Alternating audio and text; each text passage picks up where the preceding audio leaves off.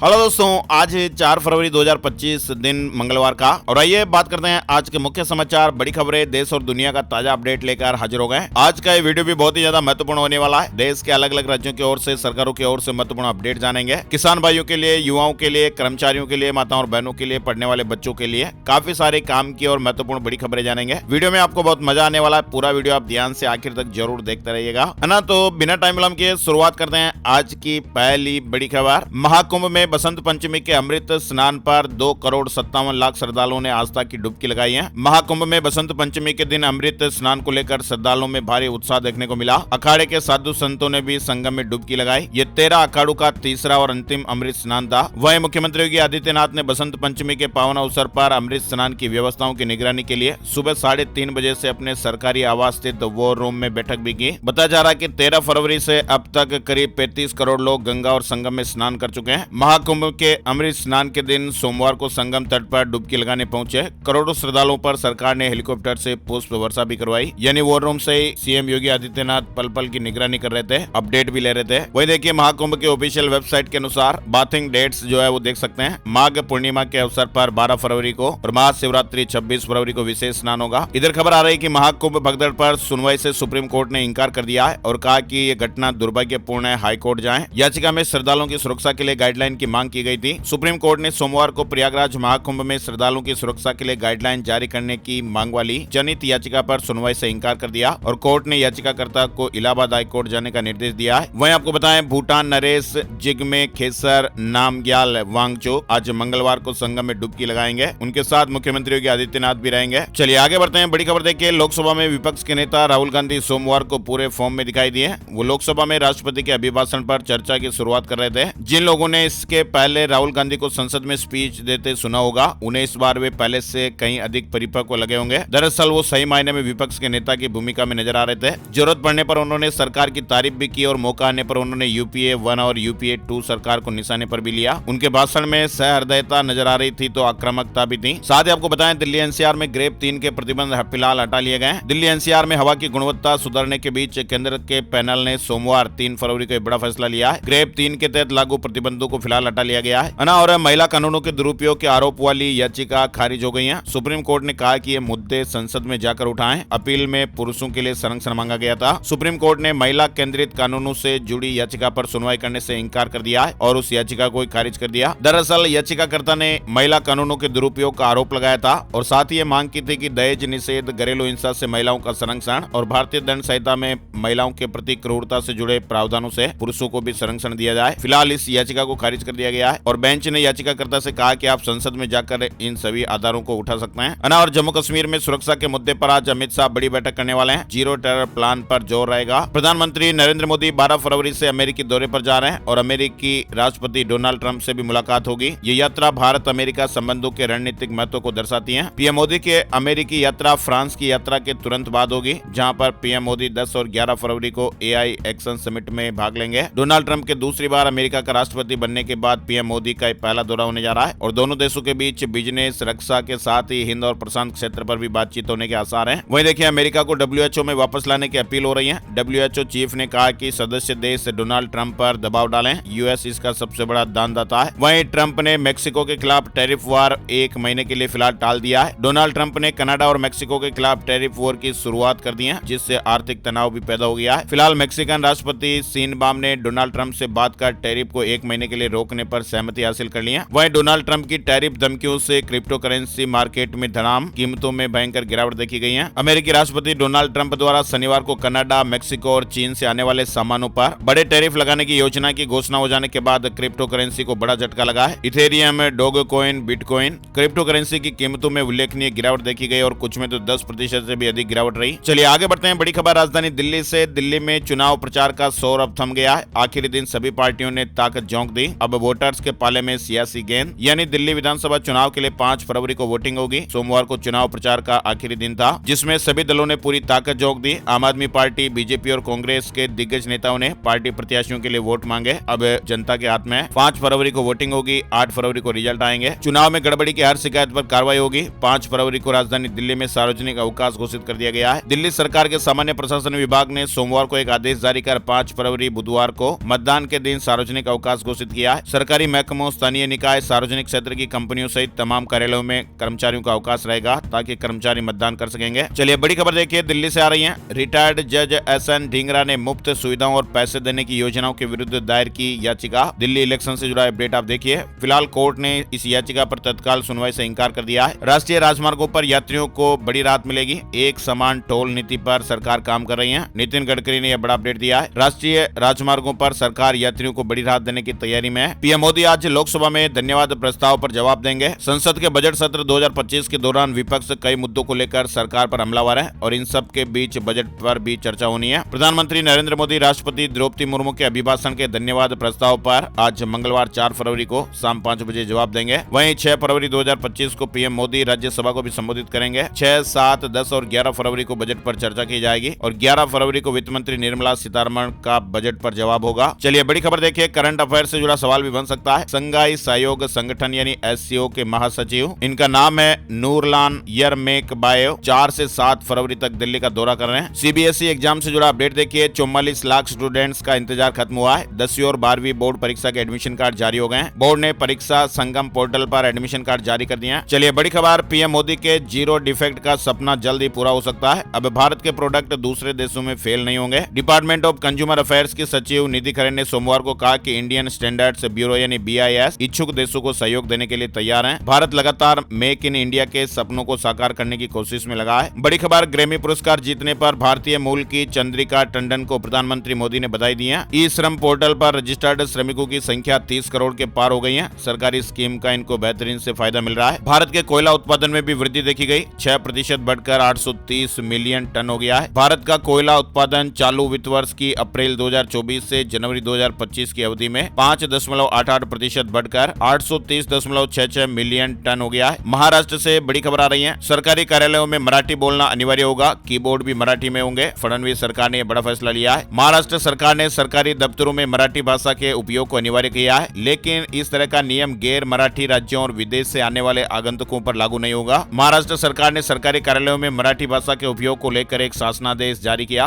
और इस आदेश के मुताबिक सभी सरकारी कार्यालयों, अर्ध सरकारी कार्यालयों, महाराष्ट्र सरकार के तहत आने वाली कंपनियों और अन्य सरकारी कार्यालयों में काम करने वाले कर्मचारियों को अपने दफ्तरों में आने वाले सभी आगंतुकों से मराठी भाषा में बात करनी होगी। लेकिन इस तरह का नियम विदेश से आने वाले या फिर अन्य जो गैर मराठी राज्यों से आने वाले लोग हैं, उन आगंतुकों पर यह नियम लागू नहीं होगा। वहीं केंद्र सरकार के सभी कार्यालयों और बैंकों को मराठी भाषा में साइन बोर्ड लगाने होंगे। वहीं देखिए, मणिपुर हिंसा पर सुप्रीम कोर्ट ने central forensic science lab CFSL से सीलबंद लिफाफे में 6 हफ्ते में रिपोर्ट मांगी है। सुप्रीम कोर्ट से राम रहीम को राहत नहीं मिली है। पंजाब सरकार को 3 हफ्ते में दाखिल करना होगा जवाब। 18 मार्च को सुनवाई होगी। वहीं सुप्रीम कोर्ट में इलेक्शन कमिश्नर से नियुक्ति पर 12 फरवरी को सुनवाई है। बेंच ने कहा कि मेरिट के आधार पर अंतिम रूप से फैसला होगा। मध्य प्रदेश में मल्टीनेशनल कंपनियां 37,000 नौकरियां देने वाली हैं। अमेजन, वॉलमार्ट, माइक्रोसॉफ्ट से संपर्क हो रहा है। नए पॉलिसी में सरकार 30 करोड़ तक की छूट भी देगी। हरियाणा में एक दिन की छुट्टी घोषित, दिल्ली चुनाव को लेकर फैसला हुआ है। फैक्ट्रियों, निजी कंपनियों के कर्मचारियों को वोटिंग को लेकर राहत मिली है। हरियाणा सरकार ने भी दिल्ली में विधानसभा चुनाव के मद्देनजर सभी सरकारी कार्यालयों, शैक्षणिक संस्थानों, बोर्डों और निगमों में 5 फरवरी को सवैतनिक अवकाश घोषित किया है। हरियाणा में निकाय चुनाव की आज घोषणा होगी। मुख्य निर्वाचन अधिकारी ने प्रेस कॉन्फ्रेंस बुलाई है। हरियाणा के 8 नगर निगमों, 22 नगर पालिका और 4 नगर परिषद के चुनाव की घोषणा आज यानी मंगलवार 4 फरवरी को हो जाएगी। हरियाणा के अस्पतालों का बकाया 400 करोड़ देगी सरकार। 31 मार्च तक का टाइम मांगा गया है। IMA भी सहमत हो गया है। 600 अस्पतालों में OPD जारी रहेगी। फिलहाल सरकार और IMA के बीच सहमति बन गई है। वहीं देखिए, हरियाणा में पहली क्लास में एडमिशन की उम्र बढ़ गई है। 6 साल के बच्चे को ही एडमिशन मिलेगा। सभी सरकारी और प्राइवेट स्कूलों को आदेश जारी हुए हैं। हरियाणा के सभी प्राइवेट और सरकारी स्कूलों में अब पहली क्लास में 6 साल के बच्चे को ही एडमिशन मिलेगा। पिछले साल सरकार ने 5.5 साल उम्र तय की थी। फिलहाल नए फैसले के पीछे की वजह राष्ट्रीय शिक्षा नीति 2020 बताई गई है और इस नियम को नए शैक्षणिक सत्र 2025-26 के लिए लागू किया जाएगा। इस संबंध में स्कूल शिक्षा निदेशालय ने आदेश भी जारी कर दिया है। वहीं हरियाणा में अब गवाहों को कोर्ट जाने की जरूरत नहीं होगी। सभी जिलों में वीडियो कॉन्फ्रेंसिंग कक्ष बनाए जाएंगे जहां से वे ऑनलाइन गवाही दे सकेंगे। जेलों में बंद कैदियों की पेशी भी वीडियो कॉन्फ्रेंसिंग के माध्यम से होगी। ई चालान और ई सम्मन भी मोबाइल पर भेजे जाएंगे। गवाही दर्ज करने के लिए सभी जिलों में विभिन्न स्थान चिन्हित किए गए हैं। हरियाणा विधानसभा के बजट सत्र की तारीखें तय करने के लिए 4 फरवरी को आज कैबिनेट की बैठक भी होगी। पंजाब सरकार ने बुजुर्गों को बड़ी राहत दी है। 3,368 करोड़ रुपए की पेंशन राशि वितरित की गई है। पंजाब सरकार की ओर से बुजुर्ग पेंशन धारकों को दिसंबर 2024 तक की पेंशन राशि के रूप में राशि जारी हो चुकी है। चलिए आगे बढ़ते हैं। बड़ी खबर देखिए, प्रयागराज महाकुंभ में श्रद्धालुओं के लिए पवित्र डुबकी लगाने का अवसर प्रदान करने के लिए गुजरात सरकार ने सूरत, सूरत से ST वोल्वो बस सेवा शुरू करने का निर्णय लिया है और ये बस सेवा ST और पर्यटन निगम के संयुक्त प्रयास से शुरू की गई है। 4 फरवरी से 5 नए बसों का संचालन होगा और बुकिंग ST की वेबसाइट पर शुरू भी हो गई है। वहीं देखिए उत्तराखंड चारधाम यात्रा की तैयारियां शुरू हो गई हैं। व्यवस्थाओं को लेकर 5 फरवरी को हाई लेवल मीटिंग होगी। सभी विभागों के अधिकारी भी मौजूद रहेंगे। उत्तराखंड में भी चारधाम यात्रा की तैयारियां शुरू हो गई है। पिछले सालों से सबक लेकर सरकार यात्रा प्रबंधन को इस बार पहले से और ज्यादा दुरुस्त करना चाहती है ताकि देश दुनिया से आने वाले श्रद्धालुओं को किसी भी तरह की दिक्कत ना हो। EPFO से जुड़ा अपडेट देखिए। कर्मचारी भविष्य निधि संगठन के हाई पेंशन का फायदा पेंशनर्स तक पहुंचने लगा है और जल्द ही ये फायदा अब 1,65,000 लोगों को और मिलने लगेगा। सरकार ने सोमवार को संसद में इसकी जानकारी दी है। 2000 रुपए के नोट पर भी बड़ा अपडेट आया। RBI ने जानकारी शेयर की है। भारतीय रिजर्व बैंक ने सोमवार को कहा कि चलन से हटाए जा चुके 2000 रुपए के 98.15% नोट बैंकिंग प्रणाली में वापस आ चुके हैं और अब केवल 6,577 करोड़ रुपए के नोट ही लोगों के पास मौजूद हैं। साथ ही खबर है कि RBI रेपो दर में 5 साल में पहली बार कटौती कर सकता है। RBI की MPC की बैठक फिलहाल आपको बताएं कल यानी 5 फरवरी से और 7 तारीख को RBI की MPC बैठक में जो फैसले होंगे वो फैसले आ जाएंगे। ऐसे खबरें आ रही है कि RBI 5 साल में पहली बार रेपो दर में कटौती कर सकता है। विश्लेषकों का मानना है कि 7 फरवरी को होने वाली घोषणा में केंद्रीय बैंक कई बड़े फैसले कर सकता है। 2 सालों से रेपो दर में कोई बदलाव नहीं किया गया और ये जस की तस है। वहीं रिजर्व बैंक ऑफ इंडिया की MPC बैठक से पहले 5 बैंकों ने तोहफा दिया। FD पर ब्याज दरें बढ़ गई हैं। Union bank of India, Punjab national bank और प्राइवेट सेक्टर के एक्सिस बैंक और कर्नाटक बैंक, इसके अलावा शिवालिक स्मॉल फाइनेंस बैंक ने भी RBI की MPC की बैठक से पहले FD की ब्याज दरों में बढ़ोतरी की है। तमिलनाडु के राज्यपाल को हटाने वाली याचिका खारिज हो गई है। सुप्रीम कोर्ट ने कहा कि दखल नहीं दे सकता है। फिल्म देवा ने 3 दिनों में वर्ल्ड वाइड 32 करोड़ रुपए कमाए हैं। डोमेस्टिक कलेक्शन 19 करोड़ रुपए। फेसबुक का कैमरे और स्पीकर वाला AI चश्मा हिट हो गया है। 10 लाख से ज्यादा यूनिट्स बिक गई हैं। मेटा रे बेन ग्लास काफी पॉपुलर हो रहा है। साल 2024 में कंपनी ने इसकी 10 लाख से ज्यादा यूनिट बेची है। बिहार पटना से जुड़ी अपडेट देखिए। 6 सरकारी हॉस्पिटलों की सूरत बदलने वाली है। सरकार ने बड़ा फैसला लिया है। स्वास्थ्य विभाग ने इन हॉस्पिटलों के लिए 91 करोड़ से अधिक की राशि स्वीकृत की है। पटना शहर और उसके आसपास के क्षेत्रों में ट्रैफिक व्यवस्थाओं को सुधारने और जाम से निजात दिलाने के लिए क्षेत्रीय परिवहन प्राधिकार एक नई पहल कर रहा है और नई व्यवस्था के तहत नीले, हरे और पीले रंग का जोन बनाया जाएगा और इसके बाद जोन के अनुसार तय रूटों पर ही ऑटो और ई-रिक्शा चलाने की अनुमति होगी और राजधानी पटना में इसके लिए आवेदन की प्रक्रिया जल्दी शुरू की जाएगी। QR कोड को स्कैन करते ही ऑटो और चालक की जानकारी भी पूरी अपडेट मिल जाएगी।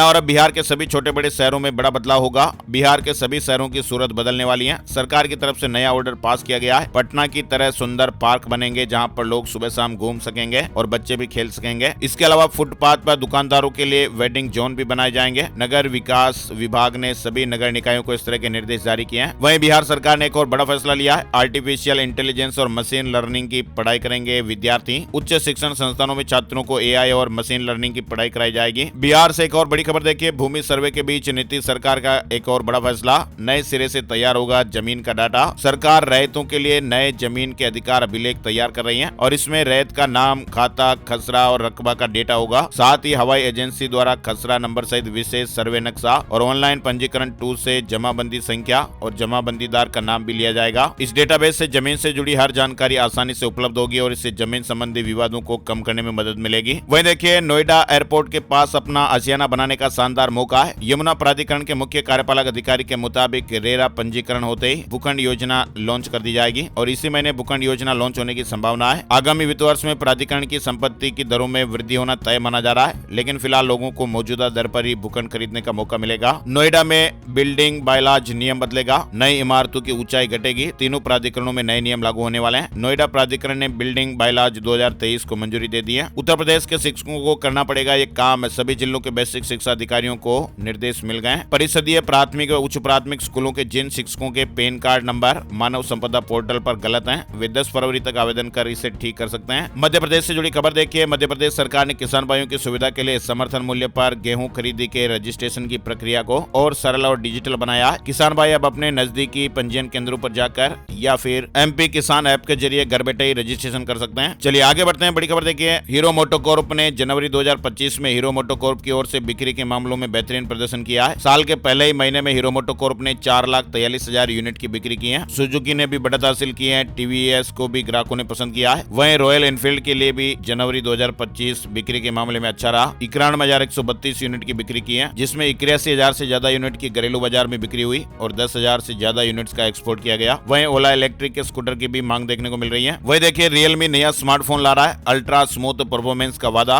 गेमिंग करने वालों को को बहुत फायदा मिलेगा। भारत में रियलमी नया स्मार्टफोन लेकर आ रहा है। हिमाचल प्रदेश से बड़ी खबर देखिए। हिमाचल प्रदेश में 1000 से अधिक जनसंख्या वाले क्षेत्रों में नई पंचायतों के गठन पर विचार किया जा रहा है। कुल्लू जिले में वर्तमान में 235 पंचायतें हैं और 41 नए आवेदन प्राप्त हुए हैं। वहीं हिमाचल सरकार शिक्षकों के तबादलों में बड़ा बदलाव करने जा रही है। म्यूचुअल आधार पर होने वाले तबादले बंद हो सकते हैं। अब केवल 3 साल का कार्यकाल पूरा करने वाले शिक्षकों का ही तबादला होगा। इस बदलाव से शिक्षा की गुणवत्ता में सुधार लाने की उम्मीद है। फिलहाल आपको बताएं, इस प्रस्ताव पर अंतिम मुहर मंत्रिमंडल की बैठक में लगने वाली है, ऐसी खबरें हैं। वहीं आपको बताएं, Himachal Pradesh common entrance test के लिए रजिस्ट्रेशन शुरू हो गए हैं। एसएससी ने दिल्ली पुलिस और सीएपीएफ भर्ती 2024 के शारीरिक परीक्षण के नतीजे जारी कर दिए हैं। 24,190 उम्मीदवारों को योग्य घोषित किया गया है। एसएससी कांस्टेबल जीडी एग्जाम आज से शुरू हो रहे हैं। 4 से लेकर 25 फरवरी 2025 तक देश भर में निर्धारित परीक्षा केंद्रों पर एग्जाम आयोजित हो रहा है। शेयर बाजार के लिए अमेरिका बना विलेन, 5 मिनट में 5 लाख करोड़ रुपए डूब गए। अमेरिका ने चीन, कनाडा और मेक्सिको पर टैरिफ बढ़ाने का ऐलान किया है और डोनाल्ड ट्रंप के इस ऐलान के बाद से ही निवेशकों में घबराहट फैल गई, जिससे प्रमुख एशियाई शेयर बाजारों में भारी गिरावट आई और इसका असर भारतीय शेयर मार्केट पर भी दिखाई दिया। रुपया रिकॉर्ड ऑल टाइम लो पर चला गया। डॉलर के मुकाबले 67 पैसे गिरकर 87.29 पर पहुंच गया। विदेशी वस्तुएं महंगी होगी। तीसरी तिमाही में टाटा केमिकल्स को 21 करोड़ का लॉस हुआ है। पिछले साल 194 करोड़ रुपए कंपनी प्रॉफिट में थी। शेयर मार्केट न्यूज अपडेट में आपको बताएं, सेंसेक्स 319 अंकों की गिरावट के साथ 77,186 के स्तर पर बंद हुआ। निफ्टी में 121 अंकों की गिरावट रही और ये 23,361 के स्तर पर बंद हुआ। राजस्थान में बारिश देखने को मिली है। मध्य प्रदेश में फिर से ठंड का अनुमान है। 8 राज्यों में कोहरे का अलर्ट भी है। जम्मू कश्मीर में भी ताजा बर्फबारी हुई है। मध्य प्रदेश में अब ठंड बढ़ने वाली है। राजस्थान में सोमवार शाम से ही मौसम में बदलाव देखने को मिला। कई इलाकों में बारिश भी हुई। वहीं हिमाचल प्रदेश में आज से ही पश्चिमी विक्षोभ सक्रिय होने जा रहा है। बारिश और बर्फबारी की चेतावनी भी है। राजस्थान विधानसभा में धर्मांतरण विरोधी बिल पेश हो गया है। लव जिहाद पर अब सख्त सजा मिलेगी। इसमें दोषी को 10 साल तक की कैद और 50,000 रुपए तक के जुर्माने का प्रावधान रखा गया है। प्रस्तावित अधिनियम के तहत अपराध गैर जमानती होगा। लव जिहाद और जबरन या फिर लालच देकर धर्मांतरण कराने पर 3 से 10 साल तक की सजा और 50,000 रुपए तक जुर्माने का प्रावधान किया गया है। अगर कोई व्यक्ति अपनी मर्जी से धर्म परिवर्तन करना चाहता है तो उससे पहले 60 दिन पहले संबंधित कलेक्टर को इसकी सूचना देनी होगी और इस दौरान ये जांच की जाएगी कि किसी व्यक्ति को बल, छल या लालच देकर धर्म परिवर्तन तो नहीं कराया जा रहा। अगर ऐसा पाया जाता है तो फिर दोषियों को कठोर सजा दी जाएगी। और इस बिल के तहत अगर कोई व्यक्ति या संस्था अवैध रूप से धर्म परिवर्तन करने में मदद भी करती है तो उन्हें भी सजा का सामना करना पड़ेगा। यानी इस बिल के तहत लव जिहाद को एक गंभीर अपराध माना गया है। अगर किसी व्यक्ति ने शादी के जरिए धर्म बदलवाने की योजना बनाई है तो उसे लव जिहाद के तहत माना जाएगा। और अगर यह साबित हो जाता है कि शादी का मुख्य उद्देश्य धर्म परिवर्तन है तो फैमिली कोर्ट उस शादी को अमान्य भी कर सकता है। और इस बिल में लव जिहाद की परिभाषा को भी स्पष्ट किया गया है। राजस्थान विधानसभा में धर्मांतरण और लव जिहाद को लेकर एक नया और सख्त बिल पेश किया गया है और इस बिल का मुख्य उद्देश्य जबरन धर्म परिवर्तन और लव जिहाद जैसी घटनाओं को रोकना है। मंत्री गजेंद्र सिंह खींवसर ने सदन में यह विधेयक रखा है। वहीं देखिए, राजस्थान में स्कूलों के 200 मीटर में घोषित होगा single use plastic free zone. पर्यावरण के प्रति सचेत करने के लिए कदम उठाया गया है। राजस्थान शिक्षा विभाग की ओर से पर्यावरण को बचाने के लिए नई पहल की गई है। राजस्थान के उदयपुर में फूड पॉइजनिंग की घटना देखने को मिली है। हॉस्पिटलों में जगह कम पड़ गई। सामूहिक शादी समारोह में खाना खाने के बाद 220 लोगों की हालत बिगड़ गई, जिसमें ज्यादातर महिलाएं और बच्चे शामिल हैं। जयपुर में जुटेंगे 600 भारतीय और 21 विदेशी त्वचा रोग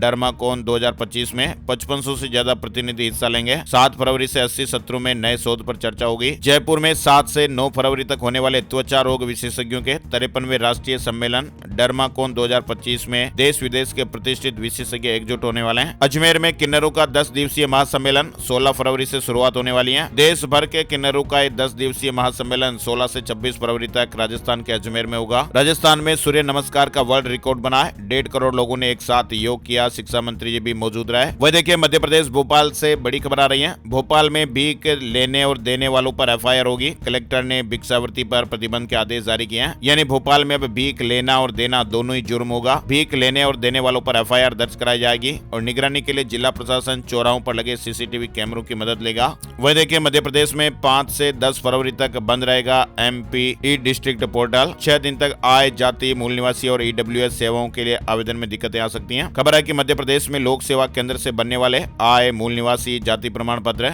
ईडब्ल्यूएस और जन्म मृत्यु प्रमाण पत्र के काम 5 फरवरी से नहीं हो पाएंगे। लोक सेवा गारंटी वेबसाइट पोर्टल में नए इंफ्रास्ट्रक्चर यानी वेबसाइट को अपडेट किया जाएगा। इसके कारण यह पोर्टल 4 फरवरी की रात से बंद होगा, जो 10 फरवरी की रात्रि तक पूर्णतः बंद रहेगा। स्कूल कॉलेज में कृषि विषय को अनिवार्य किया जाए। राज्यसभा में सांसद सोलंकी ने आवाज उठाई है। राज्यसभा में सोमवार को सांसद डॉक्टर सुमेर सिंह सोलंकी ने सीबीएसई और एनसीईआरटी के पाठ्यक्रम में कृषि विज्ञान को अनिवार्य विषय के रूप में शामिल करने की मांग की है। इंदौर में ईडी ने 1 करोड़ रुपए की संपत्ति कुर्क की। अवैध ऑनलाइन सट्टा मटका संचालित हो रहा था। इंजीनियर समेत 3 आरोपियों की संलिप्तता पाई गई है। मध्य प्रदेश में प्राइवेट कॉलेजों का वेरिफिकेशन कराएगी सरकार, 7 दिन में रिपोर्ट मांगी गई है। मुरैना जिले के जौनपुरा में फर्जी कॉलेज का खुलासा हो जाने के बाद अब सरकार अलर्ट है। अब उच्च शिक्षा विभाग द्वारा मध्य प्रदेश में संचालित सभी प्राइवेट कॉलेजों का फिजिकल वेरिफिकेशन कराया जाएगा। मध्य प्रदेश में न्यूनतम वेतन का मुद्दा भी गर्मा गया। कमलनाथ ने सीएम यादव को पत्र लिखा, एरियर समेत भुगतान और वेतन वृद्धि की मांग की गई है। पूर्व मुख्यमंत्री कमलनाथ ने मुख्यमंत्री डॉक्टर मोहन यादव को पत्र लिखकर कर्मचारियों के हित में निर्णय लेने को कहा है। छत्तीसगढ़ में भारतीय जनता पार्टी ने नगरीय निकाय चुनाव को लेकर अपना घोषणा पत्र जारी कर दिया है और इस घोषणा पत्र में बीजेपी ने 20 बड़े वादे किए हैं। छत्तीसगढ़ में 5वीं 8वीं बोर्ड परीक्षा का शेड्यूल भी जारी हो गया है। फेल होने पर भी अगली क्लास में प्रमोशन मिलेगा। रिटर्न और प्रैक्टिकल दोनों एग्जाम होंगे। आइए अब आपको बताते हैं कि सोने चांदी के भाव, gold price today, silver price today किस तरह से चल रहे हैं। सोने के भाव भी अपने ऑल टाइम हाई पर पहुंच गए। चांदी के दामों में गिरावट रही। 10 ग्राम 24 कैरेट सोने का भाव 618 रुपए बढ़कर 82,704 रुपए हो गया। चांदी 220 रुपए सस्ती होकर 93,313 रुपए प्रति किलो पर आ गई है। और अब बताते हैं आपको आज का राशिफल कैसा रहने वाला है। आज 4 फरवरी मंगलवार के ग्रह नक्षत्र शुभ और अमृत योग बना रहे हैं, जिससे आज मेष राशि वालों की नौकरी और बिजनेस के लिए अच्छा दिन रहने वाला है। सिंह राशि के लोगों को फायदा मिलेगा, खास काम में सफलता मिलेगी। कन्या राशि के लोगों को किस्मत का साथ मिल सकता है, सोचा हुआ कोई भी काम आज पूरा हो सकता है। तुला राशि वालों के लिए नई योजनाओं पर काम करने के लिहाज से भी आज अच्छा दिन है। वृश्चिक राशि वालों की प्रॉपर्टी का उलझा हुआ मामला सुलझ सकता है। मकर राशि के लोग बिजनेस में निवेश से पहले अनुभव लोगों की सलाह जरूर लें। मीन राशि के लोगों को नौकरी में अधिकारियों से मदद मिल सकती है और इसके अलावा बिजनेस में नई शुरुआत या फिर बड़ा निवेश के लिहाज से भी। कर्क राशि वालों के लिए आज दिन ठीक नहीं है और बाकी राशियों के लिए आज सामान्य दिन रहने वाला है। तो ये थे दोस्तों आज के मुख्य समाचार, बड़ी खबरें, हेडलाइंस और सुर्खियां, अपडेट। वीडियो कैसा लगा कमेंट करके जरूर बताइएगा और एक प्यार भरा सा निवेदन और रिक्वेस्ट है, प्लीज इस वीडियो को आप अपने यार दोस्तों के साथ फेसबुक और व्हाट्सएप पर भी जरूर शेयर कर दीजिएगा। आपका लाइक और शेयर करना हमें बहुत ज्यादा मोटिवेशन देता है, तो प्लीज आप लाइक और शेयर जरूर कीजिएगा। एक और नई जानकारी और नए टॉपिक वीडियो में फिर से मिलेंगे जल्दी। तब तक के लिए जय श्री राम, जय हनुमान।